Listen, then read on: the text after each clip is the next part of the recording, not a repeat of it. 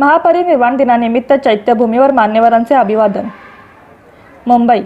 भारतीय संविधानाचे शिल्पकार भारतरत्न डॉक्टर बाबासाहेब आंबेडकर यांच्या महापरिनिर्वाण दिनानिमित्त चैत्यभूमी मुंबई येथे विविध मान्यवरांनी उपस्थित राहून बाबासाहेबांना अभिवादन केले।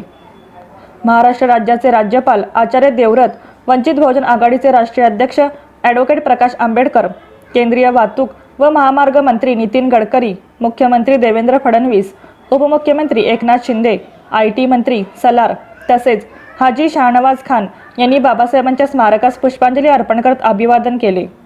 चैत्यभूमी परिसरात पहाटेपासूनच भाविकांची मोठी गर्दी होत असून सर्वत्र जय भीमच्या घोषणांनी परिसर दुमदुमला आहे। बाबासाहेबांच्या विचारांचे स्मरण ठेवत लाखो अनुयायी आणि विविध राजकीय सामाजिक क्षेत्रातील मान्यवरांनी त्यांच्या स्मारकाला भेट दिली।